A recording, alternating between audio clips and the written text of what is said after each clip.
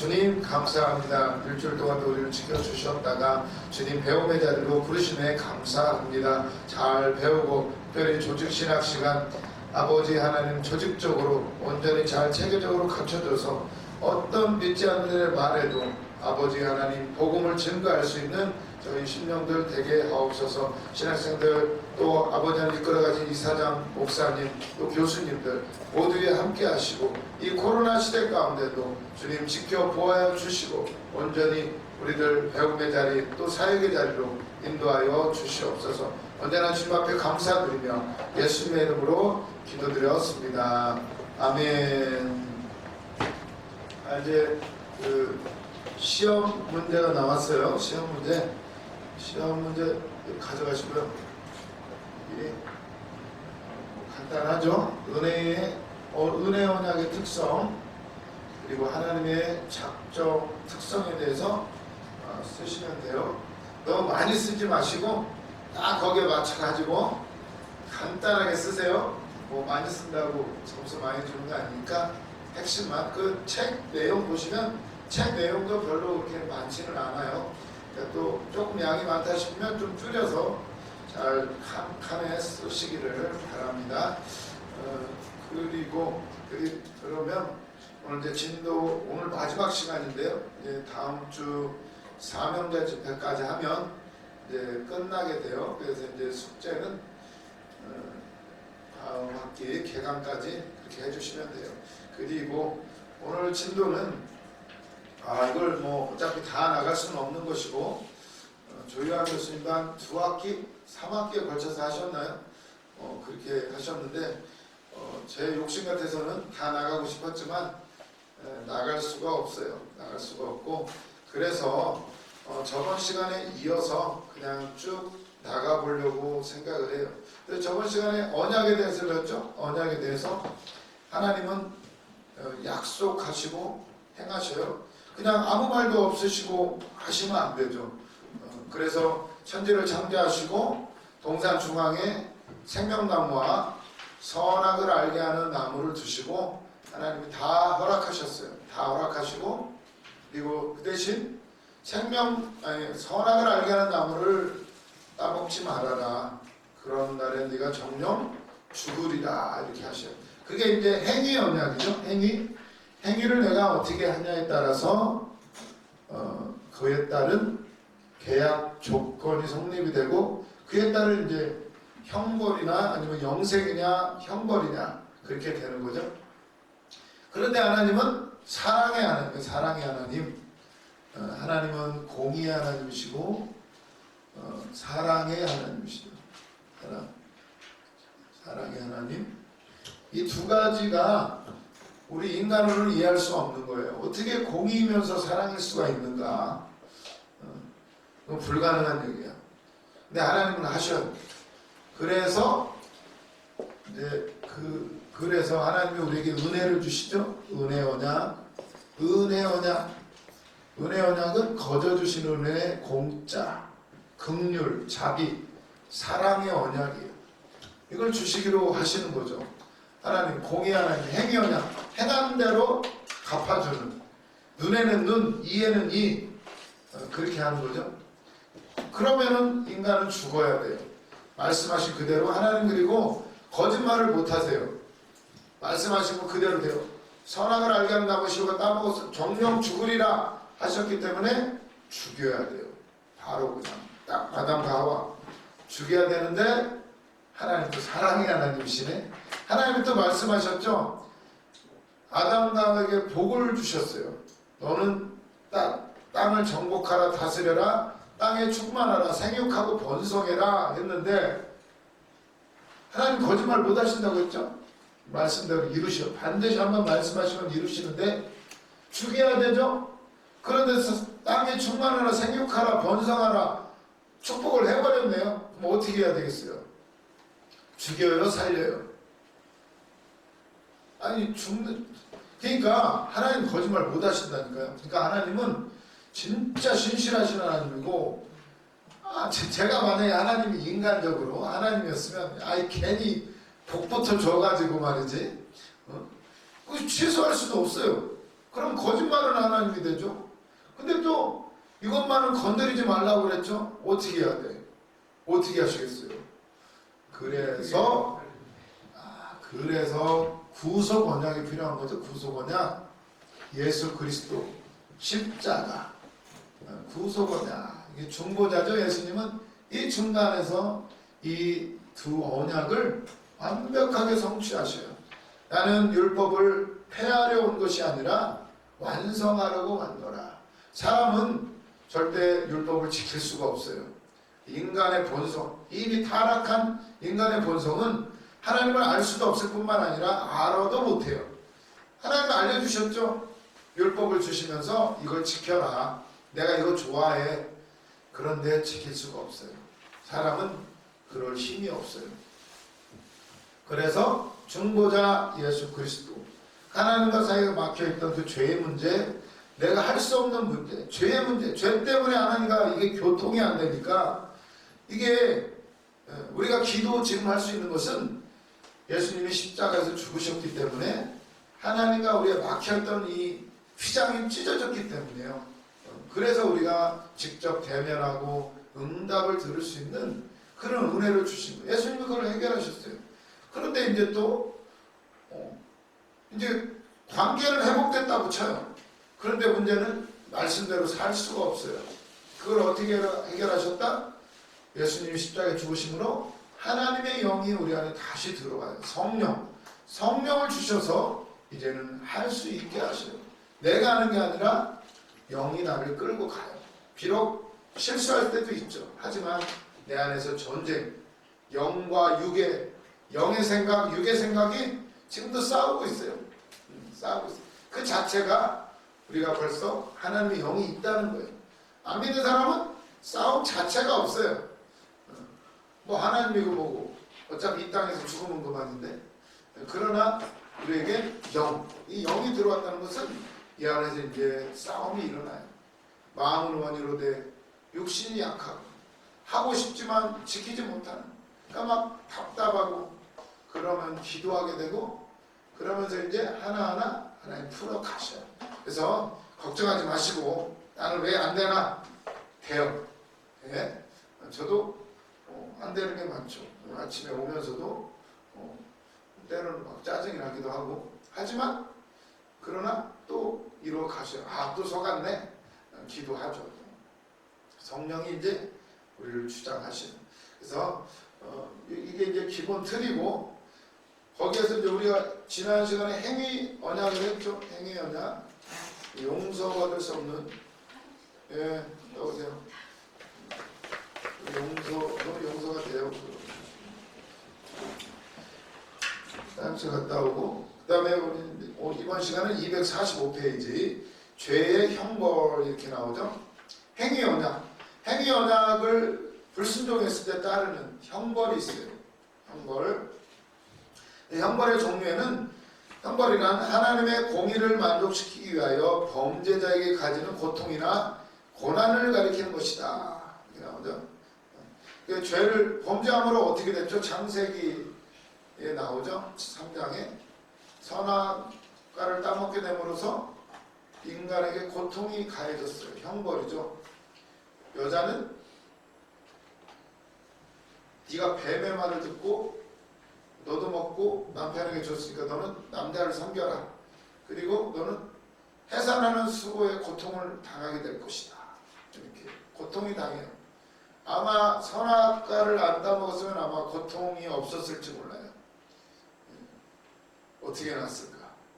조그맣게 나왔겠죠? 조그맣게 이만한 알로 나와가지고 안에서 딱 엄마 하고 나올 수도 있고, 그런데 고통을 주셨어요. 해산의 수고. 우리도 무슨 일을 할 때 그런 고통을 주신 거예요. 이제 내가 힘써야 돼요. 내가. 남자는 이마에 땀방울 흘려야 되고, 땅은 저주를 받아 가시와 엉겅퀴를 내야 됩니다. 뭐 하나 하려면 그냥 되는 게 없어요. 그런 형벌이, 이건 자연적 형벌이라고 그래요. 자연적 형벌. 아니에요. 형벌. 자연적 형벌이 아니에요. 자연적 형벌이 아니고, 일단 형벌이 여러 가지가 있는데, 1번 자연적 형벌들. 죄의 자연적인 형벌은 필연적인 것이어서 피할 수가 없다. 범죄하면 형벌은 자연적으로 와서 게으른 자는 가난하기 마련이고 술주정뱅이는 벌거벗기 마련이고 범죄자는 부끄러움을 당하기 마련이다. 이건 이제 믿는 자나 안 믿는 자나 누구에게 가해지는 아주 당연한 형벌인데, 성경에서 말하는 형벌은 적극적인 게 있다는 거예요. 하나님으로부터 직접 내려오는 형벌이에요. 적극적인 형벌. 이제 여러 가지가 있는데, A번, 하나님이 이스라엘 백성에게 세속적, 도덕적, 종교적 생활의 조정을 위하여 상세한 법전을 주시고 위반할 경우 처할 형벌들을 규정하셨다. 모세오경을 주셨죠. B번, 인간 정부에 나타나는 법을 통하여 형벌이 주어진다. 로마서 13장에 보면 바울 선생님 그렇게 기록을 하죠.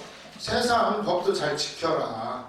그들을 통해서 하나님이 너희들을 다루신다. 이렇게 나오죠. 로마서 13장. 그러니까 마음에 안 든다고 데모하는 것, 하나님의 방법은 조금 아니에요. 이제 물론 하나님의 법에 어긋날 때 신앙의 자유를 위해서 하는 것은 가하지만 그 정도까지 아닌 바에야는 너무 이렇게 나와있죠. 로마서 13장 1절, 각 사람은 위에 있는 권세들에 복종하라. 권세는 하나님으로부터 나지 않음이 없나니 모든 권세는 다 하나님께서 정하신 바라. 그렇죠. 믿지 않는 자, 구약에 보면 스룹바벨 아니 고레스 왕, 믿지 않는 페르시아 왕 고레스 왕도 뭐라고요? 하나님이 내 기름 부음 받은 종 고레스, 그를 통하여 내 뜻을 이룰 것이다. 이스라엘 백성들 바벨론으로 끌려갔던 포로들을 고레스를 세우셔서 풀어주시고, 물론 그게 하나님을 잘 믿어서가 아니라 정책상 많은 나라를 다스리기 위한 정책으로서 고레스가 각 나라의 신앙의 자유를 인정을 해줘요. 그것 또한 하나님이 세우셨다는 거예요. 하나님이 세우셔서, 그래서 모든 권세는 하나님으로부터 나지 않음이 없나니 모든 권세는 다 하나님께서 정하신 바라. 그러므로 권세를 거스르는 자는 하나님의 명을 거스름이니 거스르는 자들은 심판을 자취하리라. 다스리는 자들은 선한 일에 대하여 두려움이 되지 않고 악한 일에 대하여 변하니 내가 권세를 두려워하지 아니하려느냐? 선을 행하라. 그리하면 그에게 칭찬을 받으리라. 그는 하나님의 사역자가 되어 내게 선을 베푸는 자니라. 그러나 네가 악을 행하거든 두려워하라. 그가 공연히 칼을 가지지 아니하였으니 곧 하나님의 사역자가 되어 악을 행하는 자에게 진노하심을 따라 보응하는 자니라. 그러므로 복종하지 아니할 수 없으니 진노 때문에 할 것이 아니라 양심을 따라 할 것이라. 너희가 조세를 바치는 것도 이로 말미암으니라. 그들이 하나님의 일꾼이 되어 바로 이 일에 항상 힘쓰느니라. 이렇게 세금 내는 거 해라. 그리고 그들은 칼을 갖고 있고 공연히 칼을 준 게 아니고 그들도 하나님의 사역자다. 선한 일, 악한 일, 그들 물론 때로는 부정도 있을 수는 있지만 그게 문제가 아니라 너희들은 그것도 하나님이 줬다고 인정을 하고, 그러니까 선한 일을 행하고 다 인정해라. 이렇게 말씀을 하셔요. 그래서 너무 정치 이런 거에 너무 분노하지 마시고 하나님께 맡기고 기도하시고, 우리 할 일은 사명은 복음을 증거하는 거예요. 복음, 하나님의 선하심, 하나님의 영광 증거하면 될 줄로 믿습니다. 10번, 하나님의 도덕적인 법을 통하여 일반적인 형벌이 주어진다. 예, 그렇죠. D번, 내세에서도 하나님의 지옥 형벌이 임한다. 이게 가장 무서운 거죠. 이제 내세까지 하나님 벌을 내리신다.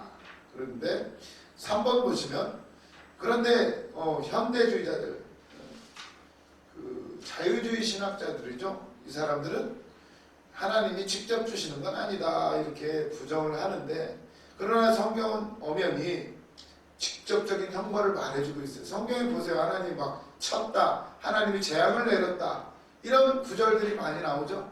자연을 통해서, 때로는 군대를 통해서도 하나님 직접 하신다는 거예요. 그래서 우리는 모든 것은 하나님 주관하신다 생각하시면 그러면 왜 이런 형벌을 주시는가? 하나님 이 형벌을 왜 주시느냐? 형벌의 목적 이렇게 나오죠.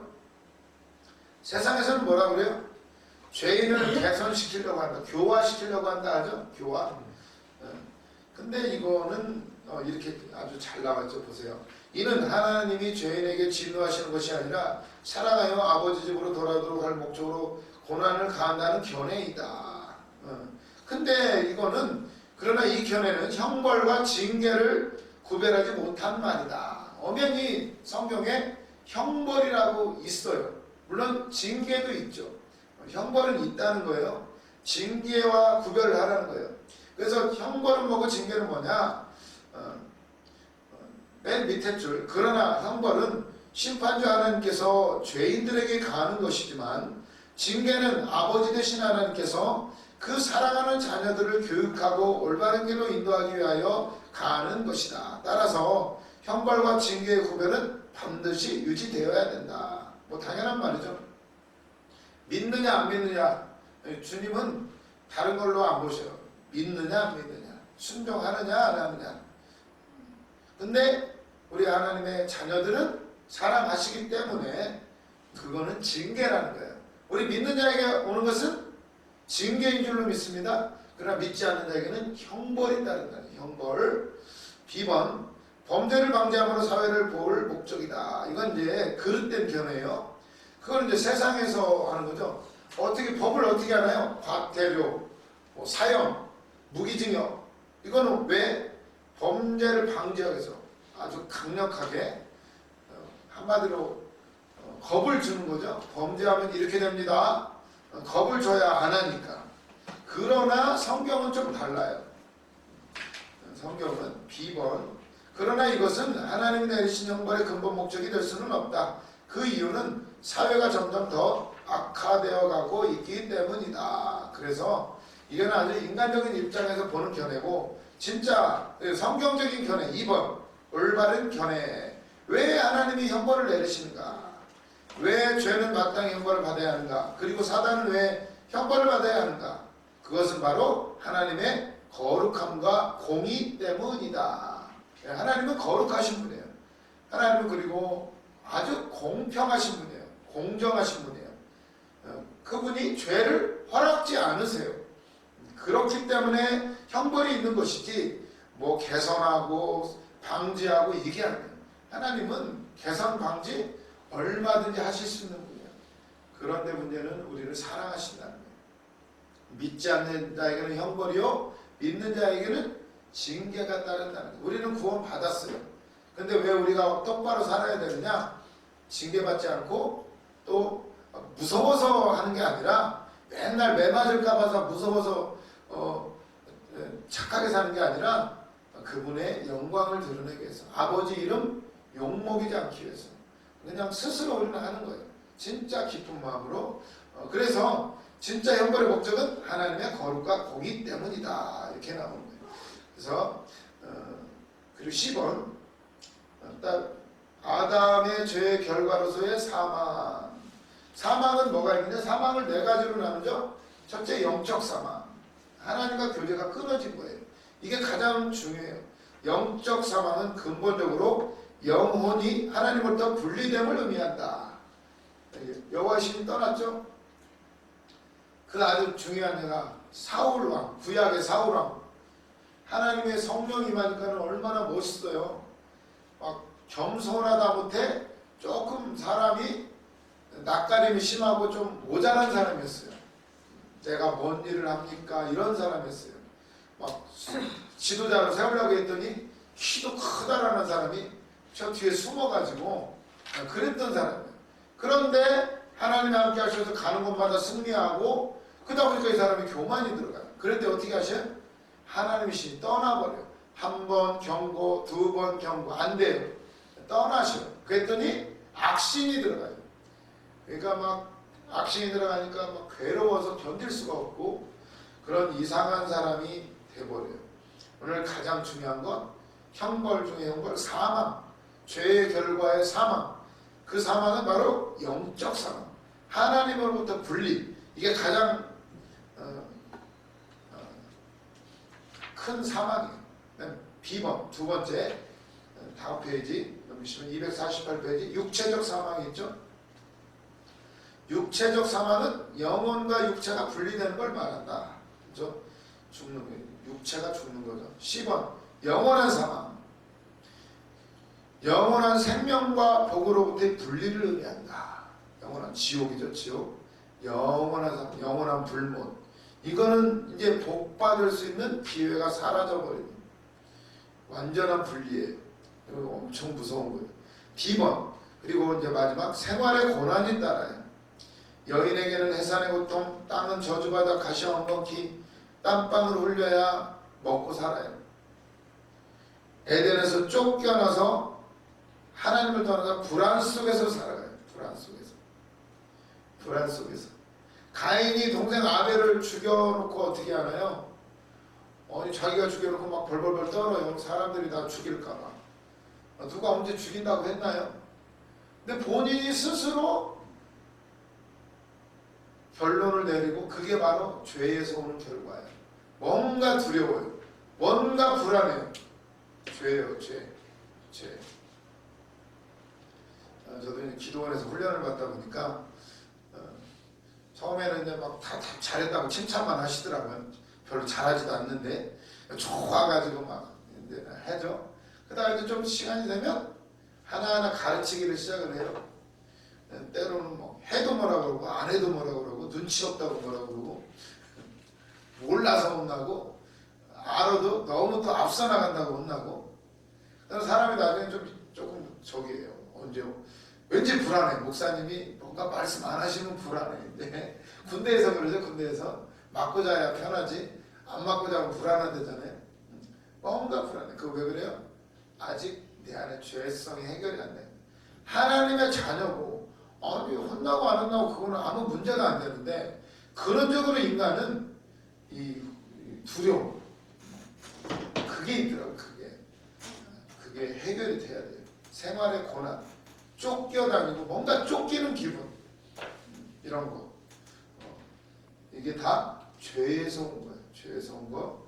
불안하다라면 회개하시기를 바랍니다. 회개해야 돼. 하나님 이 불안은 어디에서 왔습니까? 어디에서 왔나? 가만히 기도해보면 어렸을 때 왔을 수도 있고 아니면 내가 어떤 일을 하면서 충격을 받았을 수도 있고. 그럼 걱정하지 마세요. 그건 내가 아니고 내 속에 있는 그 어떤 이상한 것이 들어온 거예요. 그때 예수님의 십자가를 바라보시고 선포하세요. 예수님이 이미 나를 용서하셨어요. 그 용서를 이미 주셨는데도 자꾸 우리는 어떻게 해요? 하나님 용서 받았나요? 안 받았나요? 계속 그러면 안 돼요. 그걸 누려야 돼요. 그래서 뻔뻔한 나 용서 받았어요 이런 것도 안 되고 겸손하라는 거죠. 그러나 자유함을 누리라는 거예요. 그 겸손과 자유 이게 그걸 그 안에 들어가야 돼요. 그 안에 들어가면 온전한 자유를 느끼게 돼요. 그래서 예수님이 오신 것을 믿으시기를 바랍니다. 그래서 이 D번 그래서 현세 형벌과 미래 형벌이죠. 현세 형벌은 지금 이 땅에서 받는 거. 이 현세 형벌은 하나님의 사역의 목적을 이루시기에 충분할 만큼만 주시는 부분적인 형벌이다. 그래서 우리가 이 땅에서 때로는 잘못을 저질러도 하나님 바로 죽이나요? 그런 경우 거의 드물어요. 기회를 주셔요. 한 번, 두 번, 세 번. 그런데 문제는 이 땅에서의 그래도 기회가 있어요. 살아있는 동안에는 회개할 기회가 있고 말씀대로 살아갈 수 있는 기회가 있어요. 하지만 내세의 형벌은 2번 현세 형벌은 미래에 있을 형벌이 얼마나 큰가를 충분히 깨닫도록 하는 데에 있다. 이건 예고편이라는 거예요. 이 땅에서도 막 재앙이 있죠. 재앙도 있고 진짜 저런 사람은 하나님이 가만히 안 두시지 하면 언젠가 보면 큰 대가를 치르는 걸 볼 수가 있어요. 예를 들어서 노아의 시대의 홍수 심판, 소돔과 고모라 유황불 심판 이런 것들은 이게 완성된 형벌이 아니에요. 부분적인 거예요. 깨달으라고. 이 땅에서는 이만큼인데 나중에 영원한 지옥은 얼마나 더할 것인가를 조금 생각을 해보라는 거예요. 돌이키라고 주시는 거예요. 그래서 우리가 이 땅에 보이는 것만이 아니라 보이지 않는 세계가 있다는 거 생각을 하면서 그렇기 때문에 중요한 것은 하나님의 말씀, 언약, 행위 언약, 구속 언약, 은혜 언약. 은혜 언약이 얼마나 귀한 건지 우리를 반드시 믿어야 되는 거예요. 아니 뭐 대충 살다가 뭐 어떻게 하지, 이게 아니라 진짜 하나님은 무서운 분이신데 사랑이 많으시다. 지금 우리가 살아있는 동안은 참고 참으시지만 다시 오실 그때, 예수님은 초림 때에는 은혜의 주님으로 오셨어요. 근데 재림 때는 어떻게 오신다고요? 심판주로 오셔요. 심판주. 우리가 그걸 잊고 살 때가 많아요. 지금은 은혜예요.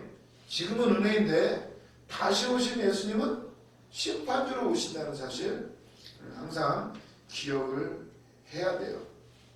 그래서 이제 율법으로 넘어갈게요. 그럼 율법은 뭐냐? 250페이지 율법. 율법이 참 여러 의미를 담고 있어요. 하나님의 말씀 자체가 율법이기도 하지만 또 그 안에서도 율법과 복음으로도 나누고, 그 율법 안에서도 예수님이 폐하는 건 아니고 그 바울이 다루었던 그 율법이 끝났다 하는 율법이 어떤 거냐, 이게 굉장히 나눠지는 게 많이 있어요. 그래서 A번 율법의 명칭과 개념, 히브리어로는 율법을 토라라고 한다. 헬라어로는 노모스라고도 하고, 중간쯤에 보시면 그러나 신약에서는 하나님의 뜻이 성경에 기록되어 나타난 신앙과 행위의 규범이라는 좁은 의미로 사용되는 경우가 많다, 이렇게 나오죠. 율법의 종류, 기본적 율법, 자연법칙, 도덕법칙. 도덕법칙을 로마서 2장 15절에서는 마음에 새겨진 율법이다, 양심에 새겨진 거죠. 이런 것이 있고, 2번 성문적 율법. 성문적 율법이라는 것은 글로 써졌다는 거죠. 글로 써졌다는 거. 자연 속에서 나타나는 하나님의 법칙이 있고, 또 도덕적인 우리 마음속에 새겨진, 뭔가 죄를 짓고 나면 꺼림칙하죠. 뭔가 누구를 미워하고 나면 꺼림칙하고, 그런 것들 전부 다. 예전에 어렸을 때 우리 동네에 큰 슈퍼가 있었어요. 거기 슈퍼에는 장난감 자동차가 있었는데 그게 얼마나 갖고 싶은지 조그매는 거예요. 그거 훔쳤잖아요. 결국은 그 다음날 또 가고 그 다음날 또 가고 두리번 그때는 CCTV도 없었으니까 그다가 결국은 하나 훔쳤어요. 얼마나 가슴이 쿵쾅 하는지. 이게 죄짓고는 못 살아요. 그게 바로 마음에 새겨진 율법이죠. 양심이 있고. 근데 양심의 율법도 있지만 성문 율법이 있어요. 이게 이제 기록된 말씀, 율법. 그래서 이 기록된 율법, 특별 계시와 영감에 의하여 성경에 기록된 하나님의 의지의 표현을 의미하며, 도덕적 율법, 십계명이 있죠. 그리고 의식적 율법, 또 국가적 시민적 율법으로 나누어진다. 창세기, 출애굽기, 레위기, 민수기, 신명기 읽어보시면 법이 많이 나오죠. 십계명이 이제 기본이고, 거기에 더하여서 십계명은 도덕적인 율법이다. 의식법. 이 도덕적인 율법은 시간과 공간의 제약을 받지 않는다. 이렇게 나오고, 의식적인 율법은 뭐야? 어떤 형식적인 거, 뭐 할례나 제사, 절기에 대한 거, 절기를 지켜라. 또 제사를 드릴 때는 속죄제, 속건제, 번제, 화목제 여러 가지가 있다. 이대로 해라. 뭐 이런 것들. 할례는 난지 8일 만에 해야 된다. 뭐 이런 거. 그런 율법이 있고, 그리고 10번 시민적 율법. 서로 사람들 간에 이루어지는 재산 분배, 범죄에 대한 형벌들, 여러 가지 것들, 인간관계에 있어 일어나는 일들에 대해서 재판법, 민사법, 그리고 사람이 그 법 중에 그 도피성이 나오죠. 도피성. 하나님이 잘 아주 해놓으셨죠. 사람이 억지로 죽이려고 한 게 아니라 어떻게 하다가 도끼질하다가 잘못하다가 옆에 지나가는 사람 자기도 모르게 도끼자루가 빠져나가가지고 죽였을 수도 있잖아요. 그랬을 경우에 어떻게 해요? 도피성을 만들고 거기에 숨어서 지내라. 그 제사장이 죽을 때까지. 그러면 너는 그 죄가 사해진다. 이런 법도 주셔요. 시민적인 율법. 선택받은 이스라엘 백성들 가운데 제3동배 범죄된 형벌. 그래서 이것들이 근데 따라서 상황이 다른 오늘날 우리에게는 그 원리만 적용되고 문자적으로는 적용이 되지 않죠. 요즘에 뭐 도피성 이런 게 있나요? 좀 바뀌었죠, 환경이. 하지만 그 원리는 남아있어요. 죄를 정할 때, 형벌을 정할 때 가장 중요한 게 뭔지 아세요? 어떤 사람이 죄를 저질렀어요. 살인죄, 도둑질, 뭐 여러 가지. 중요한 게 따지는 게 그 사람에게 고의가 있냐, 아니냐, 실수를 했느냐. 굉장히 벌이 달라져요. 실수를 한 건 누구나 할 수 있는 거지만, 고의. 그래서 이 고의성을 굉장히 따져요. 그걸 막 입증하려고 하는 거죠. 고의로 했냐, 실수했냐. 그게 아주 중요하죠. 근데 이 원리가 지금 오늘날에 우리 가운데도 남아있죠. 그 원리를 쓰는 거예요. 진짜 이 사람이 실수했냐, 고의로 했느냐. 10번, 율법의 특성, 포괄성. 하나님의 율법이 포괄성을 가지는 이유는 다음과 같다. 왜 이 하나님이 주신 말씀, 이 구약의 그 율법적인 말씀도 왜 오늘날 우리에게 적용이 되는가? 포괄성이 있다는 거죠. 다 포함한다는 거예요. A번, 하나님께서는 율법을 통하여 뜻하고 계시는 바 모든 선은 명령하고 모든 악은 금지하고 있다는 거. 하나님은 선을 좋아하시고 악을 금지하신다. 이걸 우리가 알 수가 있는 거죠. 율법을 통해서. B번, 외부에 나타나는 행위뿐만 아니라 내면인데 이거 아주 프린트가 잘못됐죠. 내면적인 마음의 상태까지를 규정하고 있기 때문이다. 그게 율법을 통해서 율법의 그 내면을 들여다보면 야, 하나님이 이런 법은 왜 만드셨을까 하는 법들이 꽤 많아요. 뭐 이거는 먹어라, 저거는 먹지 말아라 그러지 않나요? 발굽이 갈라진 것은 먹고, 그래도 돼지는 먹지 말고 소는 먹어도 된다. 소는 왜? 위가 두 개여가지고 되새김질을 한다. 이거는 정결한 짐승이다. 먹어도 된다. 돼지는 먹지 말아라. 이렇게 한단 말이에요. 그걸 통해서 오늘날에는 이해는 안 되지만 그 뜻을 통해서 하나님이 마음을 보시는구나. 우리가 이걸 알 수가 있어요. 그래서 이런 법도 있어요. 곤충 중에서 먹어야 될 곤충, 안 먹어야 될 곤충이 있어요. 날개 있는 곤충은 먹으래요. 근데 날개가 있으면서 기어다니는 건 먹지 말래요. 그건 가증한 거래요. 왜 주셨을까요? 그런데 날개가 있으면서 기어다니지 않고 뛰어다니는 건 먹어도 된대요. 펄짝펄짝 뛰어다니는 거. 왜 주셨을까요? 생각해 보신 적 있나요? 이거는 부정하고 이거는 안 부정하대. 날개가 있어서 날려다니는 건 먹어도 된대요. 부정하지 않대요. 근데 날개가 있는데도 안 날아다니고 기어다니는 건 먹지 말래요. 부정하대요. 근데 날지는 않지만 펄짝펄짝 뛰어다니는 건 먹어도 된대요. 그걸로 또 예전에 설교도 해봤잖아요. 어떤 의미가 있을까요? 그런 거 생각해 보시면 재밌어요. 이런 율법이 지금 오늘날 우리에게 뭐 적용이 되나요? 이런 게 예수님이 오셨고 예수님이 베드로한테 보여주셨죠? 보자기 내려가 다 잡아먹어라 이렇게 하셨어요. 그럼 구약 다 필요 없으니까 다 찢어서 버려요? 오늘날 소용이 있죠? 포괄성. 그 안에 하나님이 우리 마음을 보신다는 거죠. 그 율법을 통해서 하나님이 어떤 마음을 우리가 갖기를 원하시는가 이걸 보신단 말이에요. 그래서 날개가 달린 건 먹으래요. 날개, 하늘이죠. 하늘. 의미적으로 따면 영적인 세계. 날아다닌다는 거, 자유하는 거죠. 자유하는 거. 이런 건 좋은 거죠. 의미적으로. 항상 하늘을 바라고 영적인 걸 바라보라는 거죠. 근데 날개가 있어서 날 수 있는데도 안 날고 땅에 기어다니는 것들, 이런 것들은 뭐예요? 땅의 삶을 사는 거예요. 육적인 삶. 그리고 먹을 것만 이러고 다니는 거죠. 땅.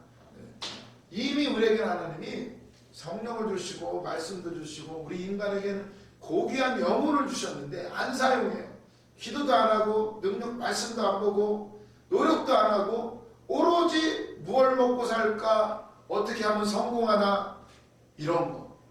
이걸 통해서도 말씀을 조금 이렇게 묵상을 해보면 그런 걸 생각할 수가 있어요. 그러면 여기서 펄짝펄짝 뛰는 건 왜 괜찮다고 했을까요? 노력을 한다는 얘기예요. 그쵸, 저도 그렇게 설교를 했어요. 펄짝펄짝 뛴다고 생각해보세요.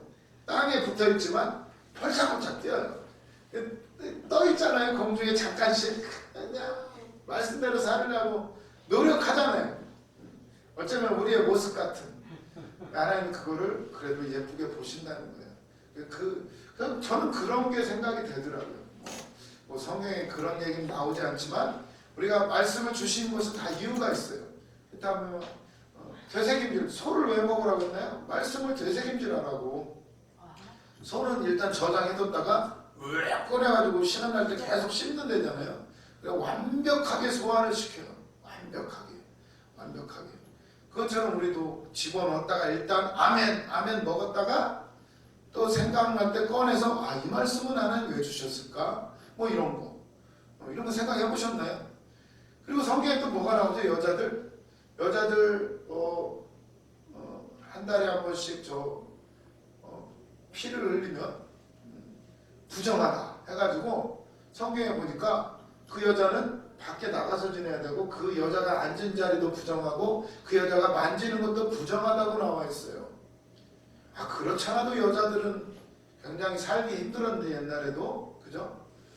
그냥 천대받고 숫자에도 안 들어가요. 성경에서도 그래. 얼마나 참 억울해요. 아니 생산하고 생육하는 귀한 그런 일을 담당하는데 아니 집안일이 얼마나 힘들어요. 진짜 치워도 표도 안 나고. 남편은 들으면 그러죠. 집구석에서 여태 뭐 했냐고.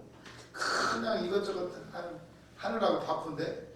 그런데 성경에서는 거기에 더불어 아니 달달이 그거 나오는 것도 그냥 귀찮아 죽겠는데 부정하다고 그래가지고 나가 있어. 그리고 만지는 것도 부정하대요.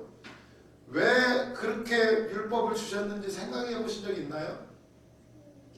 하나님이 여자를 미워해서? 저는 고민을 했었어. 왜 그런 걸 주셨을까? 그렇잖아도 여자들 맨날 저기 하는데 그 생각을 했어요. 주방을 해보셨죠? 주방을 해보시면 어떤가요? 삼식이들 있으면 피곤해요. 날마다 차려야 돼요. 아주 이게 얼마나 피곤한 줄 아세요? 맨날 똑같은 거 계속 낮이나 밤이나 해야 된다는 거. 근데 어떨까? 쉬고 싶지 않을까요? 주방 좀 쉬고 싶다. 그때 성경에서 보세요. 달달이 한 번씩 그 일이 생기면 이러다가 만지는 것도 부정하고 앉는 자리도 부정하고 또 따로 가서 나가서 딴 방에 있어야 돼요. 어떤가요? 하나님의 그 사랑의 마음으로 보면 쉼을 주시는 거더라고요. 보니까 그잖아요. 여자 한 번씩 쉬는 거예요. 공식적으로. 그죠? 만지는 것도 부정하는데 일 시키겠어요? 일 안 시키죠? 밥 시켜요? 밥도 부정해지는데 그걸 생각하면 하나님 쉬라고 하셨구나. 쉬라고. 그리고 또 안식일 나오죠. 안식일을 거룩히 지켜라. 안식일 일하는 자는 죽여라. 뭐 일 좀 했다고 죽이라고 하시나. 이해가 되나요? 근데 보면 성경에 뭐라고 하냐. 남종과 여종까지도 쉬라고 해요. 남종과 여종까지도. 그거는 돈 많고 매일 노는 사람 얘기하는 게 아니라 사실은 노예나 연약한 사람들, 날마다 힘들게 먹고 사는 노예, 한마디로 노예. 그 사람들은 쉴 수 있나요? 근데 성경에서는 그 사람들까지 쉬라고 나와 있어요. 얼마나 감사한 법이에요. 하나님의 사랑이 묻어져 있어요. 그 원리가. 그래서 이 율법은 포괄적이라는 거예요. 아이 구약 이제 끝났으니까 필요 없어가 아니라 그 안을 곱씹어보면요, 그 율법 안에 은혜가 있어요. 하나님의 은혜. 야, 하나님이 이렇게 사랑이 많으시고 세세한 것까지 하나님은 다 이미 준비를 하셨구나, 우리가 알 수가 있어요. 그래서 이런 포괄성이 있다는 거. 2번 숭고성. 아주 숭고하다. 하나님의 율법은 외면적인 행위의 일치 여부뿐만 아니라 마음과 행위가 하나님의 거룩한 뜻에 완전히 순응하기를 요구하게 있다, 이렇게 나오죠. 내 마음을 다하고 목숨을 다하고 뜻을 다하여 힘을 다하여 준호해야 하는 사람은 내 이웃을 내 몸같이 사랑하라. 마가복음 12장 30절 31절. 율법에는 이런 아주 포괄성과 숭고한 하나님의 거룩하신 뜻이 담겨져 있다, 그렇게 나오죠. 율법의 용도는 그건 오늘날 용도, 교훈적, 신학적 용도가 있다. 율법은 하나님 의지의 표현이다. 율법을 통해서 우리가 성경을 읽고 또 구약까지도 읽는 이유는 그 안에서 하나님의 마음, 뜻, 하나님의 본 뜻을 우리가 알 수가 있어요. 이거 율법은 인생들에게 죄를 깨닫게 해주셔요. 죄를 깨닫게 하시고, 그리고 성경에도 나오죠. 저 끝에 줄 보세요. 1번의 끝에 줄. 복음으로 나아가는 길만이 유일한 소망임을 깨우쳐주는 몽학선생의 역할을 한다. 몽학선생. 몽학선생이 뭔 뜻인지 아세요? 아이들 가르치는 선생님이라는 뜻이에요. 한마디로 유치원 선생님 가르치는 선생님. 이 선생님, 그러니까 율법은 그런 선생님의 역할을, 아주 초등학문이죠. 초등학문은 율법이고 아주 고등학문은 복음이에요. 복음. 그러니까 너희들을 죄를 지을 수밖에 없고 죄를 지으면 죽어야 되는데, 그러니까 예수를 붙잡아라, 예수님께로 가라, 복음의 길이 이미 예비되어 있다, 이걸 보여주시려고 율법을 주셨어요. 알아야죠. 내 주제 파악을 해야 되는 거예요. 아, 나 죄인이구나, 나 의롭다 말할 수 없구나, 이걸 깨닫게 하시려고 그럽니다. 답이 안 나와요. 그러지 않나요? 아무리 내가 노력을 해도 안 돼요. 화날 때는 화가 나고 짜증날 때는 짜증이 나고, 안 그런 척 해도 언젠가는 폭발하는 이 인생.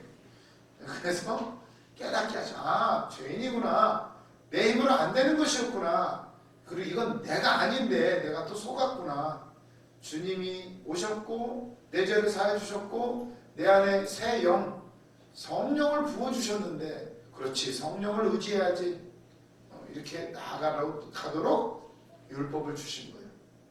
2번 정치적 용도.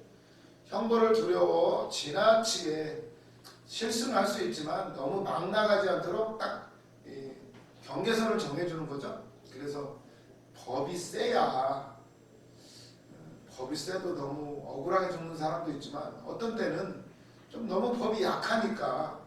그래서 지금 오늘날 중고등학생들 그 촉법소년법인가, 그것 때문에 애들이 깜빵에 안 가잖아요. 아무리 무시무시한 죄를 지어도.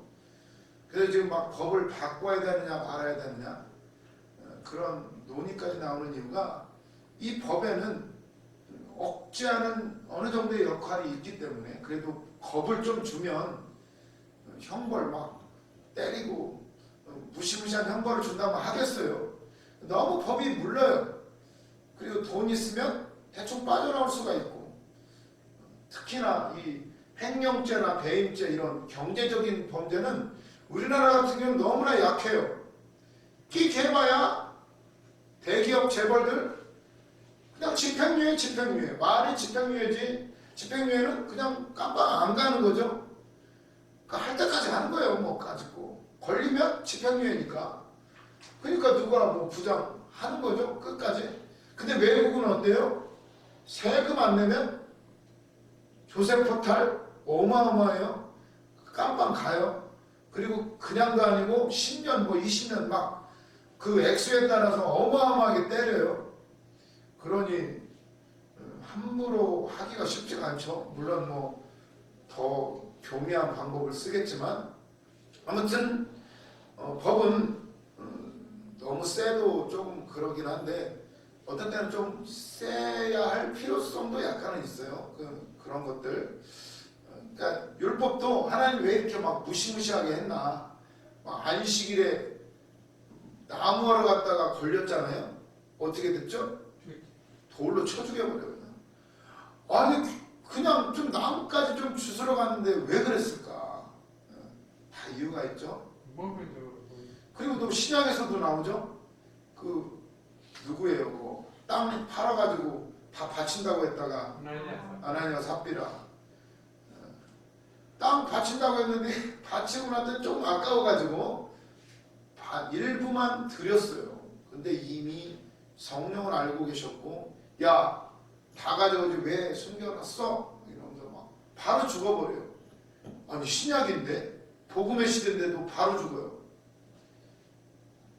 왜 그랬을까요? 성령을 써있죠. 요즘에 성령 속여도 잘 사는 것 같은데 보니까 다 이유가 있어요. 왜냐하면 초대교회 아주 지금 초대교회는 구약을 정리를 하고 하나님이 내면에서부터 아주 순수하게 시작되어가는 이런 시기에 그 마음까지를 다루셨던 거예요. 아나니아와 삽비라가 왜 땅을 팔았을까요?